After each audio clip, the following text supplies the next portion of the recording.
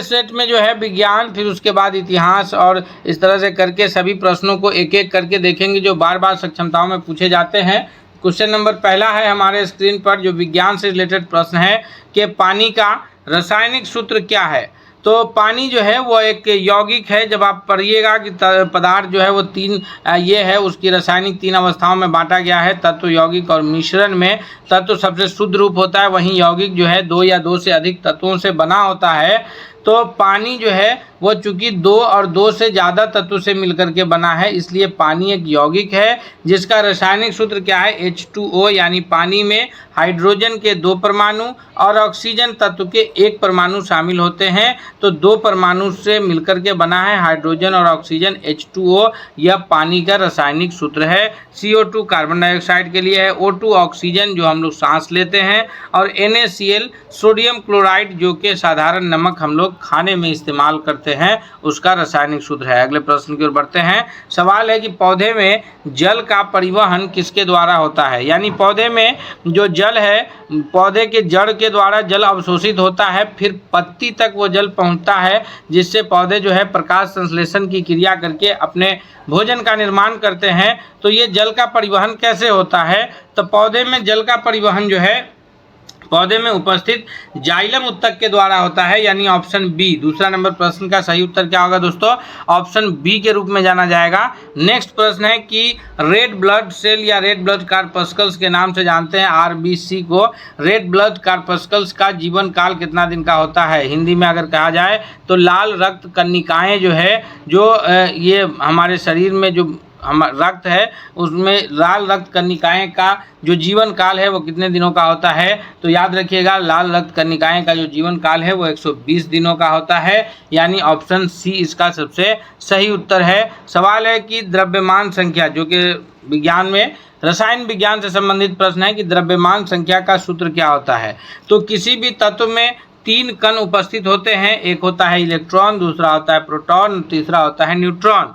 जिसमें तत्व में जो है बीच में जो नाभिक होता है, जिसको न्यूक्लियस अंग्रेजी में कहते हैं, नाभिक में 2 तत्व रहते हैं, न्यूट्रॉन रहते हैं और प्रोटॉन रहते हैं। तो न्यूट्रॉन और प्रोटॉन जो है यह नाभिक में उपस्थित 2 कण हैं, और इन्हीं 2 कणों की संख्या का जो योग होता है वो द्रव्यमान संख्या कहलाता है, यानी ऑप्शन सी चौथा का सबसे सही उत्तर हो जाएगा कि तत्व के परमाणु के नाभिक में उपस्थित प्रोटॉन और न्यूट्रॉन की संख्या का योग जो है द्रव्यमान संख्या कहलाता है। दोस्तों, हम एक एक महत्वपूर्ण प्रश्नों को जो है इसमें आपको उत्तर के व्याख्या के साथ कवर करते चलेंगे, ताकि इससे रिलेटेड कोई भी प्रश्न आपसे आवेगा तो नहीं छूटेगा। इसलिए आपसे रिक्वेस्ट है कि अगर आप हमारे चैनल पर नए हैं तो प्लीज़ चैनल को जरूर सब्सक्राइब।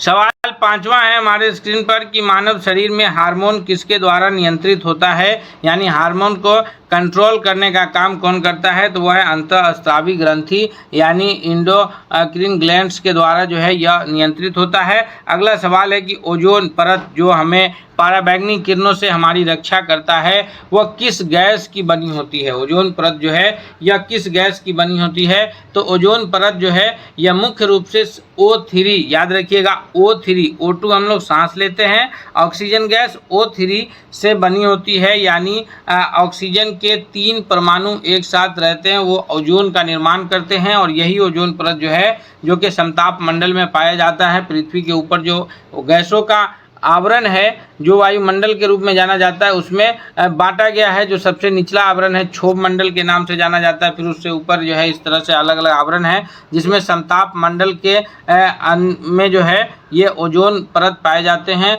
और इसी ओजोन से पराबैंगनी किरणों की रक्षा हो पाती है O3। और ओजोन को जो नुकसान हो रहा है वो CFC गैस से हो रहा है। किससे हो रहा है, CFC, यानी क्लोरोफ्लोरोकार्बन, जिसका उत्सर्जन जो है गाड़ियों के द्वारा और AC, फ्रिज इत्यादि के द्वारा सबसे अधिक होता है।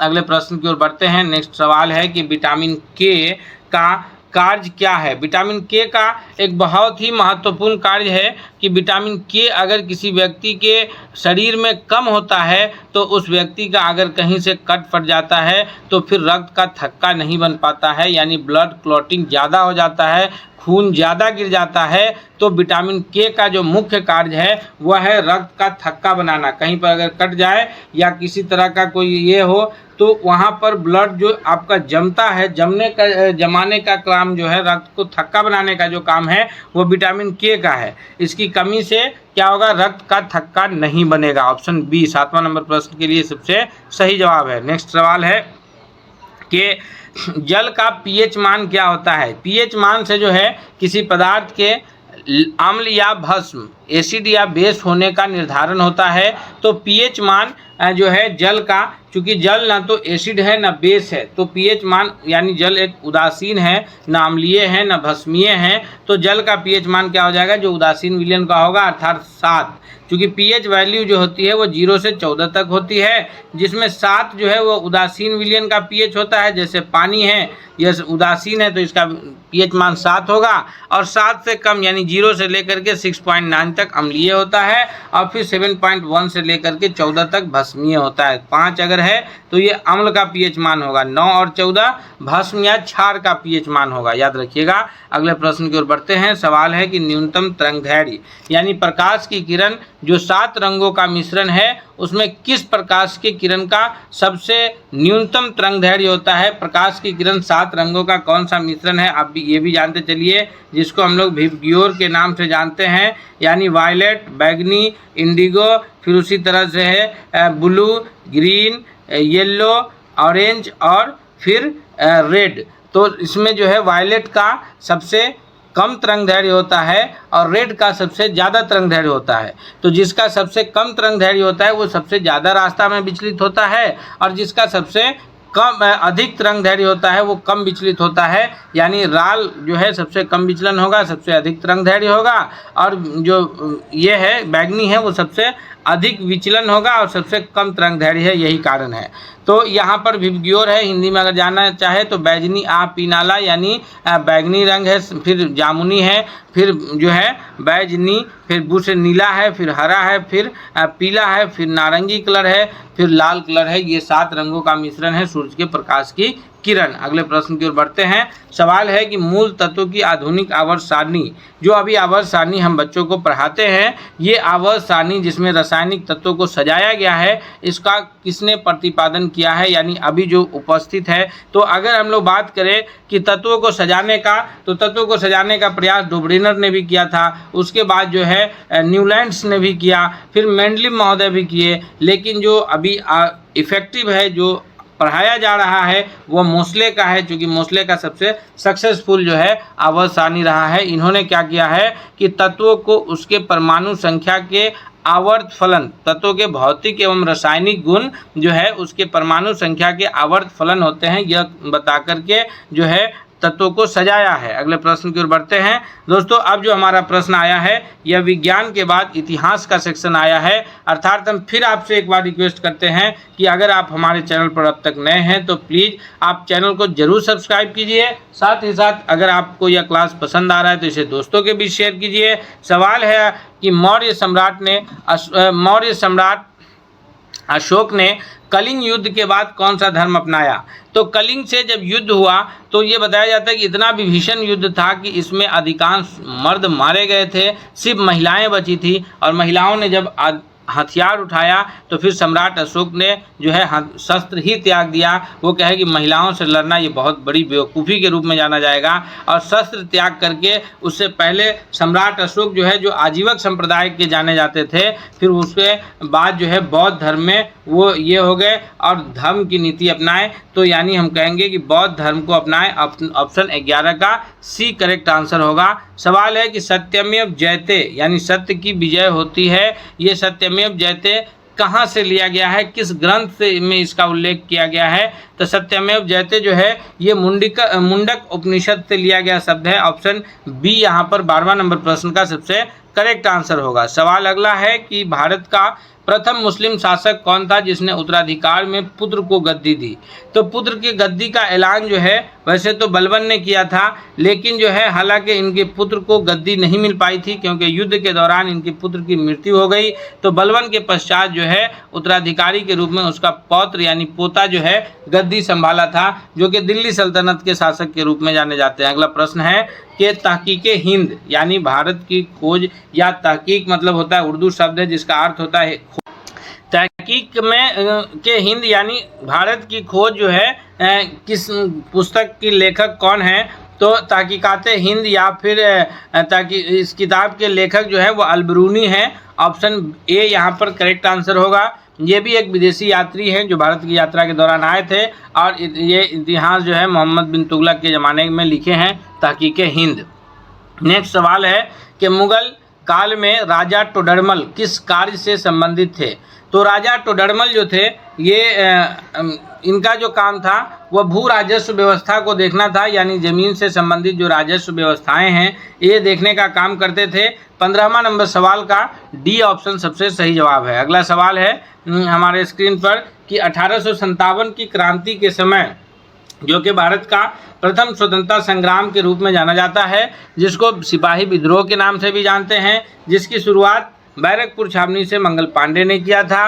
तो ये जो है 1857 की क्रांति, इसमें समय ब्रिटेन की महारानी कौन थी। देखिए दोस्तों, हमने आपको 1857 से रिलेटेड कितने प्रश्न बताए। 1857 की क्रांति सिपाही विद्रोह के नाम से जाना जाता है, भारत का पहला स्वतंत्रता संग्राम है। 1857 की क्रांति जो है ये मंगल पांडे ने सबसे पहला विद्रोह किया था जो कि बैरकपुर छावनी से थे, और उस समय भारत में जो ये थे कौन थे, तो लॉर्ड कैनिंग का शासन था भारत में, इतना याद रखिएगा।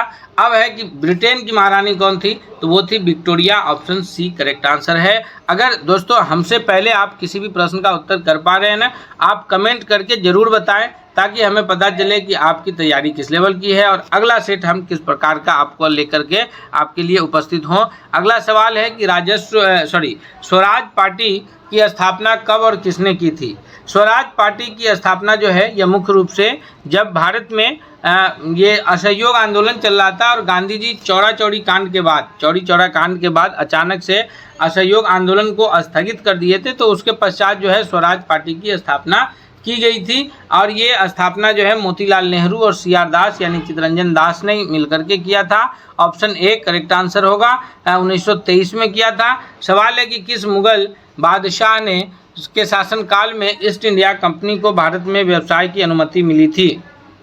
तो ईस्ट इंडिया कंपनी की स्थापना 1600 ईस्वी में हुई थी। उसके बाद जो है ये अंग्रेज आए थे जहांगीर के दरबार में, और जहांगीर ने जो है व्यापार की अनुमति दिए थे।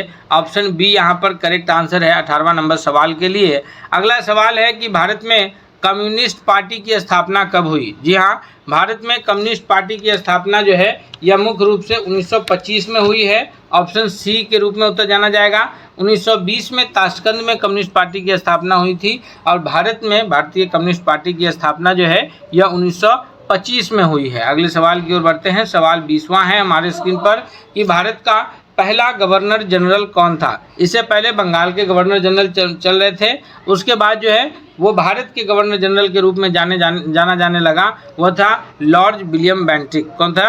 Lord William Bentinck. Option C सबसे सही जवाब है। अगला सवाल है हमारा 21वां कि स्वदेशी आंदोलन का औपचारिक आरंभ कब हुआ। स्वदेशी आंदोलन हम पिछले भी क्लासों में बताया है आपको कि स्वदेशी आंदोलन जो है 1905 में लॉर्ड कर्जन के बंगाल विभाजन के पश्चात पूरे देश में शुरू हुआ था, लेकिन बंगाल से ये आंदोलन शुरू हुआ था। तो यह इसकी जो औपचारिक शुरुआत है वो 7 अगस्त 1905 है। ऑप्शन ए जो है 21वां नंबर प्रश्न का सबसे करेक्ट आंसर के रूप में उत्तर जाना जाएगा। अगला है कि साइमन कमीशन के बहिष्कार का मुख्य कारण क्या था, यानी साइमन कमीशन का बहिष्कार क्यों किया गया था। साइमन कमीशन जो भारत 1928 में भारत आया, इसके बहिष्कार का जो मुख्य कारण था वो था कि इसमें कोई भी सदस्य भारतीय नहीं थे, अर्थात ऑप्शन बी सबसे सही जवाब है। नेक्स्ट है कि गांधी जी के द्वारा लिखित आत्मकथा का नाम क्या है। आप लोग बताइए गांधी जी के आत्मकथा का नाम क्या है। दोस्तों, गांधी जी के द्वारा लिखित जो आत्मकथा है उसका नाम है माई एक्सपेरिमेंट्स विद ट्रूथ, यानी सच के साथ हमारे प्रयोग। एक्सपेरिमेंट का जो हिंदी होता है वो प्रयोग होता है, तो माई एक्सपेरिमेंट मेरा जो प्रयोग है विद ट्रूथ, सच के साथ हमारे प्रयोग। ऑप्शन ए करेक्ट आंसर है। नेक्स्ट है कि महात्मा गांधी को महात्मा की उपाधि किसने दी थी। जी हाँ दोस्तों, बहुत आसान सवाल है, इसका उत्तर आप कमेंट करके बता सकते हैं। तो इस 24वां नंबर प्रश्न का जो सही उत्तर है कि गांधी जी को महात्मा की उपाधि जो है वह रविंद्रनाथ टैगोर ने दिया था। ऑप्शन ए करेक्ट आंसर है। और ऑप्शन बी पर उपस्थित जो गोपाल कृष्ण गोखले हैं, ये महात्मा गांधी जी को जो है ये महात्मा गांधी जी के राजनीतिक गुरु के रूप में जाने जाते हैं। सुभाष चंद्र बोस ने महात्मा गांधी को राष्ट्रपिता कह करके संबोधित किया है। याद रखिएगा, तीनों से प्रश्न बन रहे हैं, यानी इस सवाल से आपके 3 प्रश्न बन रहे हैं। महात्मा गांधी को महात्मा की उपाधि रविंद्रनाथ टैगोर ने दिया, गोपाल कृष्ण गोखले उनके राजनीतिक गुरु हैं, और सुभाष चंद्र बोस ने महात्मा गांधी को राष्ट्रपिता कहकर संबोधित किया है। अगला सवाल है कि गांधी जी को किस आंदोलन के बाद उन्हें पहली बार जेल भेजा गया। वैसे तो गांधी जी का भारत में पहला सत्याग्रह चंपारण सत्याग्रह है, जो कि 1917 में गांधी जी किए बिहार के चंपारण से। लेकिन पहली बार जेल जो भेजा गया था वह 1919 के रॉलेट एक्ट के विरुद्ध जब गांधी जी सत्याग्रह कर रहे थे तो उसमें जेल इनको भेजा गया था। ऑप्शन सी इसका सबसे करेक्ट आंसर है। अगला प्रश्न की ओर बढ़ते हैं। सवाल है कि महात्मा गांधी जी की हत्या कब और किसने कब और कहाँ हुई। तो महात्मा गांधी जी की जो हत्या है वो 30 जनवरी 1948 को एक ये के रूप में जानिए कि ये आतंकवादी कार्य था जो 30 जनवरी 1948 को दिल्ली में जब महात्मा गांधी पूजा करके निकल रहे थे तो फिर नाथूराम गोडसे ने उन्हें जो है गोलियों से छलनी कर दिया और एक युग का अंत जो है भारत के 30 जनवरी 1948 को हुआ। एक ऐसा व्यक्ति जो अहिंसा को अपना हथियार बना करके और उस जो औपनिवेशिक शासन चल रहा था उसमें अंग्रेज जैसे शक्तिशाली राष्ट्रों से जो है अहिंसात्मक ढंग से लड़ करके देश को स्वतंत्र कराया और वो आवाज़ जो है 30 जनवरी 1948 की सुबह को बुझ गई थी। यहाँ ऑप्शन ए और इनके ये पर जो है शहीद दिवस के रूप में मनाया जाता है 30 जनवरी को। अगला सवाल की ओर बढ़ते हैं हम लोग। नेक्स्ट सवाल जो है यह भारतीय संविधान से रिलेटेड प्रश्न है। दोस्तों अब जो है हम लोग विज्ञान इतिहास के बाद भारतीय संविधान देखेंगे, फिर भूगोल और भी विविध प्रकार के प्रश्नों को देखेंगे। इसलिए आपसे रिक्वेस्ट है कि अगर आप हमारे चैनल पर अब तक नए हैं, सब्सक्राइब नहीं किया है तो प्लीज़ चैनल को जरूर सब्सक्राइब कीजिए ताकि हर अपडेट्स आप तक सबसे पहले पहुँचे। सवाल है कि संविधान का प्राण और आत्मा किसे कहा जाता है। तो संविधान के जो मौलिक अधिकार है 12 से 35 तक वर्णित है। कहाँ से कहाँ तक? तो अनुच्छेद 12 से 35 तक भारतीय संविधान में मौलिक अधिकार का वर्णन किया गया है, जिसमें जो है ये कहलाता है आत्मा कहलाता है वो अनुच्छेद 32 को बाबा साहब भीमराव अंबेडकर जो कि भारतीय संविधान के प्रारूप समिति के अध्यक्ष थे, संविधान निर्माता के रूप में नाम जाना जाता है। अनुच्छेद 12 से 35 तक जो है ये वर्णन है जिसमें मौलिक अधिकार का वर्णन है और ये अनुच्छेद उसी में 32 है जिसको भारतीय संविधान का जो है ये आत्मा कहा गया है। नेक्स्ट सवाल है कि मूल संविधान में कुल कितने अनुच्छेद थे, या सवाल कैसे पढ़िए कि भारतीय संविधान में कुल कितने अनुच्छेद मूल रूप से थे।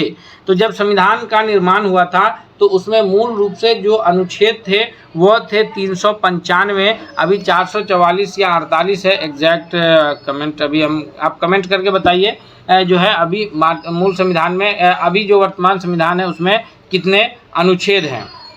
मूल में तो 395 अनुच्छेद थे, 22 भाग थे और 8 अनुसूचियां थी, लेकिन अब जो है 12 अनुसूचियां हैं और 25 भाग हैं और 448 अनुच्छेद हैं जो कि संशोधन के पश्चात 395 से 448 अनुच्छेद तक बनाए जा चुके हैं। अगले सवाल की ओर बढ़ते हैं। सवाल है कि भारतीय संविधान का कौन सा भाग नीति निर्देशक तत्वों से संबंधित है।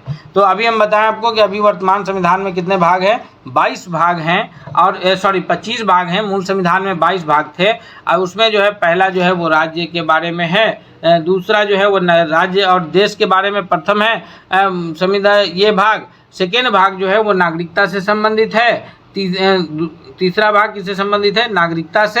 चौथा भाग जो है वो मूल अधिकार या मौलिक अधिकार से तीसरा भाग जो है मूल अधिकार या मौलिक अधिकार से संबंधित है और भाग 4 जो है इसका सही उत्तर है कि भाग 4 जो है वो नीति निर्देशक तत्वों से यानी राज्य के जो नीति निर्देशक सिद्धांत है उससे संबंधित है भाग 4। अगला है कि समवर्ती सूची कंक्रीट लिस्ट में जो है कौन से विषय शामिल है। तो समवर्ती सूची में ऐसे विषयों को रखा जाता है जिस पर केंद्र सरकार और राज्य सरकार दोनों सरकारें कानून बना सकते हैं, लेकिन अगर टकराहट की स्थिति आती है तो वैसी स्थिति में केंद्र सरकार का कानून प्रभावी होता है। यानी जैसे शिक्षा है जो कि समवर्ती सूची का विषय है, जिसमें पुलिस है वो राज्य सूची का है, उस पर कानून बनाना जो है वो राज्य सरकार का काम है, और जो शिक्षा है वो समवर्ती सूची का विषय है जिस पर दोनों सरकारें मिलकर के काम करती है। अगला सवाल है कि भारतीय संविधान का सबसे लंबा अनुच्छेद कौन सा है? तो भारतीय संविधान का जो सबसे लंबा अनुच्छेद के रूप में जाना जाता है अनुच्छेद 243 है, जो कि पंचायती राज व्यवस्था से संबंधित है और ये सबसे लंबे अनुच्छेद के रूप में जाना जाता है।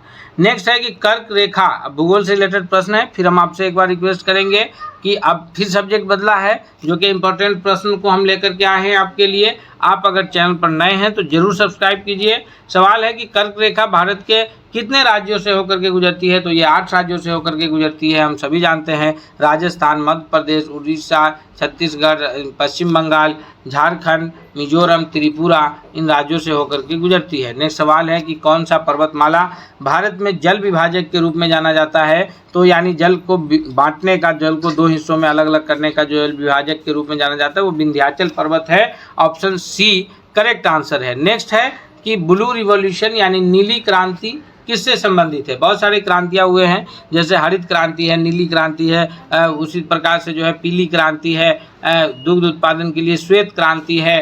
तो ब्लू रिवॉल्यूशन या नीली क्रांति जो है ये मत्स्य पालन के लिए, मछली पालन के लिए है। 34 का ऑप्शन ए करेक्ट आंसर होगा। अगला सवाल है कि सवाना घास का मैदान यह किस महाद्वीप में पाए जाते हैं? तो सवाना जो घास का मैदान है यह अफ्रीका महादेश में पाए जाते हैं। किस महादेश में? अफ्रीका महादेश में। ऑप्शन बी 35 का सही जवाब होगा। अगला है कि एल्युमिनियम अयस्क का जो मुख्य अयस्क है वो कौन सा है? यानी एल्युमिनियम की प्राप्ति हमें किस प्रकार से होती है, किससे होती है? तो एल्युमिनियम की प्राप्ति हमें बॉक्साइट से होती है, यानी एल्युमिनियम का अयस्क जो है वह बॉक्साइट है। ऑप्शन बी इसका करेक्ट आंसर है। अगला है कि G20 शिखर सम्मेलन जो कि एक गर्व का विषय था हर भारतीयों के लिए, 2023 में भारत में G20 शिखर सम्मेलन हुआ। यह G20 शिखर सम्मेलन का आयोजन कहाँ हुआ और कब हुआ? तो G20 शिखर सम्मेलन का आयोजन जो है दिल्ली के प्रगति मैदान में 9-10 सितंबर 2023 को हुआ है। कब हुआ है? 9-10 सितंबर 2023 को, यानी विश्व के 20 शक्तिशाली राष्ट्र भारत पहुंचे थे उस दिन। ये 2023 में 9 और 10 सितंबर 2023 का दिन था। अगला सवाल है कि वसुधैव कुटुंबकम का अर्थ क्या है? तो जो ये था G20 का थीम था, जो भारत में हुआ है G20 2023, उसका थीम क्या था? उसका थीम था वसुधैव कुटुंबकम, जिसका अर्थ क्या था? पृथ्वी एक, परिवार एक, भविष्य एक, यानी एक पृथ्वी, एक परिवार, एक भविष्य। पूरे पृथ्वी को अपना परिवार माना गया है वसुधैव कुटुंबकम के द्वारा, कि और पूरे पृथ्वी का एक भविष्य है, एक परिवार है, जिसमें जो है यहाँ पर पृथ्वी के रक्षा और संरक्षण की बात की गई है, यानी कि जैसे ग्लोबल वार्मिंग और ग्रीन हाउस वगैरह के इफेक्ट को कम करने की जो है इस पर के लिए इसको ये माना गया है। अगला है कि G20 में अफ्रीकी संघ को कब अस्थायी सदस्यता दी गई थी?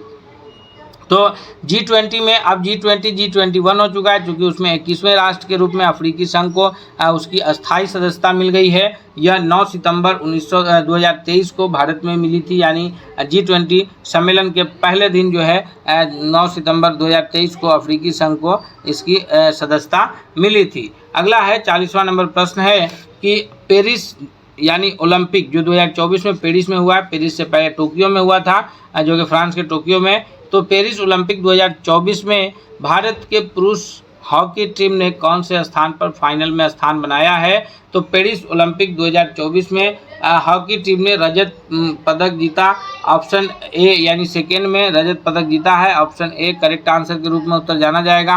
अगले प्रश्न की ये 40 प्रश्न के सीरीज यहाँ पर कंप्लीट होता है। दोस्तों हम आपसे रिक्वेस्ट करते हैं कि अगर आप नए हैं तो प्लीज़ ज़रूर सब्सक्राइब कर लीजिए। साथ ही साथ अगर आपको क्लास पसंद आया है तो दोस्तों के बीच शेयर कीजिए। हम उपस्थित होंगे अगले क्लास के साथ, तब तक के लिए बहुत बहुत धन्यवाद।